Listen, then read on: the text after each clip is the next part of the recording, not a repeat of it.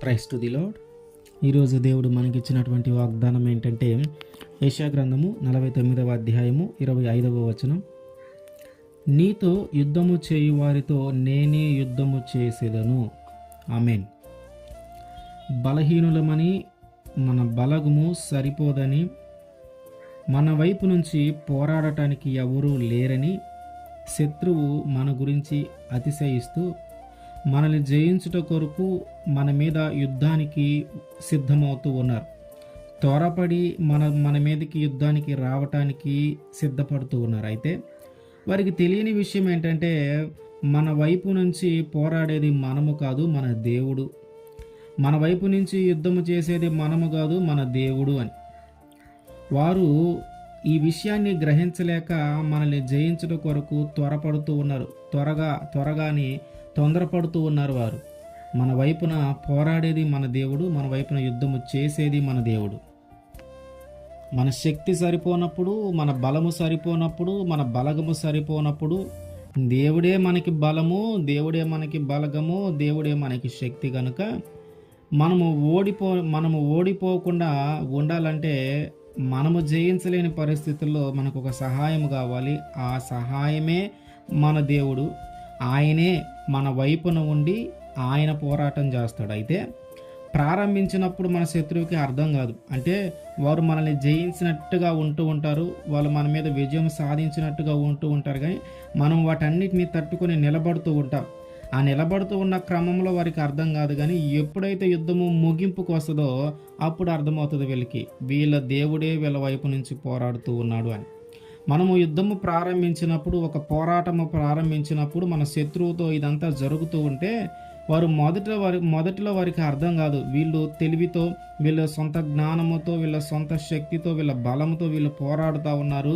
వీళ్ళు ఎంతసేపు పోరాడతారులే, వీళ్ళు ఎంతసేపు యుద్ధం చేస్తారులే, వీళ్ళు ఎంతసేపు మనల్ని తట్టుకొని నిలబడతారులే అని వాళ్ళు అనుకుంటూ ఉంటారు. కానీ అయితే అది చివరికి వచ్చే సమయానికి వారికి అర్థమవుతుంది ఏంటంటే ఇది దైవికము, ఇది దేవుని ద్వారా మాత్రమే జరుగుతుంది.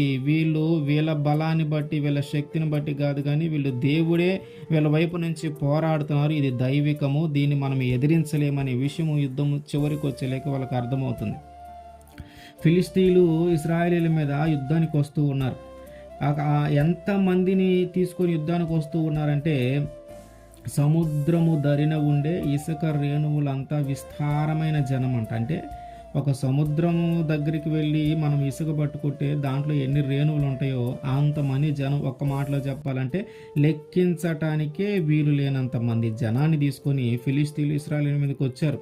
30,000 రథాలు, 6,000 గుర్రపు రౌతులు ఇవన్నీ తీసుకొని ఇశ్రాయేలు మీదకి యుద్ధానికి వస్తూ ఉంటే ఈ ఇశ్రాయేలు ప్రజలందరూ కూడా ఒక్కసారిగా వాళ్ళు భయభ్రాంతులకు గురైపోయారు. ఎవరి ముఖంలో చూసిన ఒక దిగులు, ఒక బాధ. వీళ్ళని మనం జయించలేము, వీళ్ళతో మనం పోరాడలేము, ఇది మన వల్ల కాదు, మన శక్తి చాలదు, మన బలము చాలదు, ఇవన్నీ మనం ఏం చేయాలా, వీళ్ళని జయించడం అసాధ్యం అని చెప్పి ఎక్కడి వాళ్ళు అక్కడ తప్పించుకోవటానికి, ఎక్కడి వాళ్ళు అక్కడ దాక్కోవటానికి, ఎక్కడి వాళ్ళు అక్కడ వారికి కనిపించకుండా ఉండేలాగా చేయటానికి వారి ప్రయత్నాలు వాళ్ళు చేస్తూ ఉన్నారు.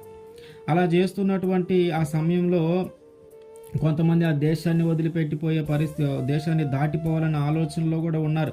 ఆ సముద్రం వెంబడి, నదుల వెంబడి ప్రయాణం చేసిన ఆ దేశాన్ని దాటిపోదాం, ఖచ్చితంగా శత్రువుల చేతికి చిక్కుతాం, వాళ్ళు అసలు లెక్క పెట్టడానికి కూడా వీలైనంత మంది వస్తూ ఉన్నారు, కాబట్టి మనం జయించడం అసాధ్యం అనుకుంటూ ఉన్నారు.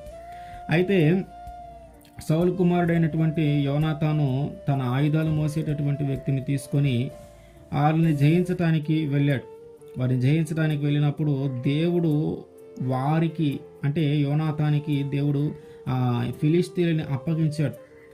వారి యొక్క విజయము, యోనాతాను యొక్క విజయము దేవుడే యోనాతాను వైపు నుండి పోరాటము చేస్తే ఒక్క యోనాతాను కొట్టిన ఆ దెబ్బకి వాళ్ళందరూ కూడా పడిపోతూ ఉంటే వెనకొచ్చేటటువంటి ఆయుధాలు మోసేటటువంటి ఆ వ్యక్తి వాళ్ళందరినీ చంపేస్తూ ఉన్నాడు.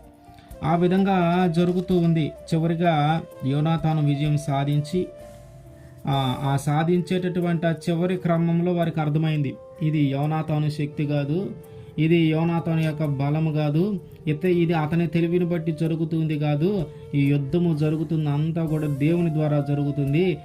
వారందరిలో ఒక భయం ఏర్పడింది. ఆ యుద్ధము జరిగే విధానాన్ని బట్టి వాళ్ళందరిలో ఒక భయం ఏర్పడి వాళ్ళు అనుకుంటున్నటువంటి మాట ఏంటంటే, ఇది అంతా కూడా దైవికము, ఇది దేవుని ద్వారా జరుగుతుంది, దేవుడే వీళ్ళ వైపు నుండి యుద్ధం చేస్తూ ఉన్నాడు, దేవుడే వీళ్ళ వైపు నుంచి పోరాడుతున్నాడు. మనిషిని అయితే మనం గెలవగలుగుతాం, ఆ సౌలునైతే మనం గెలవగలుగుతాం, యోనాతానునైతే మనం గెలవగలుగుతాం, కానీ దేవుని గెలవటం అసాధ్యము, ఇది దైవికము, ఇది దేవుని ద్వారా మాత్రమే జరుగుతుంది, కానీ ఇక మనం గెలవలేము, ఇక మనం ఓడిపోతాం అని చెప్పి అంతమంది విస్తారమైన జనము కూడా పారిపోతూ ఉన్నారు. అంటే ఆ యుద్ధము ప్రారంభించినప్పుడు యోనాతాను మొదటగా చంపినప్పుడు వాళ్ళకి అర్థం కాల, మొదటి వారిని కొట్టినప్పుడు వారికి అర్థం కాల. ఎందుకంటే యోనాతానే కొడుతున్నాడు, ఆయన బలమే, ఆయన శక్తి, ఆయన తెలివి అనుకుంటూ ఉన్నారు. కానీ యుద్ధము జరిగే విధానములో వాళ్ళకి అర్థమైంది, ఇది యోనాతాను వల్ల జరుగుతుంది కాదు, ఇది దైవికము, ఇది దేవుని ద్వారా జరుగుతుందని వాళ్ళ ఒక భయం ఏర్పడింది. అంటే మనము యోనాతాను ఎంతమందిని తీసుకుని వెళ్ళాడు? ఒక్కడే, ఆయన తోడు ఇంకొకరు ఇద్దరే వెళ్ళారు. ఎంతమంది జనము? విస్తారమైన జనము. మరి విస్తారమైన జనాన్ని లెక్క పెట్టడానికి కూడా వీలైనంత జనాన్ని జయించగలిగిన శక్తి, బలము యోనాతానుకు ఉందా అంటే లేదు. సౌలుకే లేదు, ఆ ఇశ్రాయేలు ప్రజలందరూ కలిసినా కూడా లేదు. ఎందుకంటే వాళ్ళందరూ గెలవలేమని నిర్ణయించుకొని బాధపడుతూ ఉన్నారు, దిగులు పడుతూ ఉన్నారు, తప్పించుకొని పారిపోతూ ఉన్నారు, ఎవరు దొరికిన చోట వాళ్ళు దాక్కుంటూ ఉన్నారు. ఎందుకంటే జయించలేమని వాళ్ళకి అర్థమైపోయింది. కానీ దేవుడు ఒక్క ఇద్దరి మనుషులను బట్టి, కేవలం యోనాతాను ఇంకొక తన ఆయుధాలు మోసేటటువంటి ఆ వ్యక్తిని బట్టే అంతమంది ప్రజలను జయించేలాగా చేశాడు. అది కేవలము దేవుడే వారి పక్షా నుండి వారికి బదులుగా ఆయన యుద్ధం చేశాడు. ఫిలిష్తీయులతో యుద్ధం చేసింది బయటికి కనిపించేది యోనాతానే, అయినా దేవుడు ఆ యుద్ధాన్ని జరిగించాడు. అందుకని వాళ్ళకి అర్థమైపోయింది ఫిలిష్తీయులకి ఏమని, ఇది దైవికము, ఇది దేవుని ద్వారా జరుగుతుందని వాళ్ళకి అర్థమైపోయింది. కనుక మన శక్తి చాలినప్పుడైనా, మన బలము సరిపోనప్పుడైనా, మనం బలహీనులుగా ఉన్నప్పుడు, లేదా మన బలము సరిపోనప్పుడు, మన వైపు నుంచి పోరాడటానికి ఎవరు లేనప్పుడు, శత్రువు అతిశయిస్తూ మన మీదకి వస్తూ ఉంటాడు, వీళ్ళని జయించాలని ఆశతో వస్తూ ఉంటాడు. కానీ వారు ఈరోజు తెలుసుకోవాల్సిన విషయం ఏంటంటే, మనం తెలుసుకోవాల్సిన విషయం ఏంటంటే, మన వైపు నుంచి పోరాడేది మనము కాదు, మన దేవుడు. మన వైపు నుంచి యుద్ధం చేసేదే మనం కాదు, మన దేవుడు. మన దేవుడే మన వైపున యుద్ధము చేసి విజయాన్ని మనకి అనుగ్రహిస్తాడు. ఆమేన్.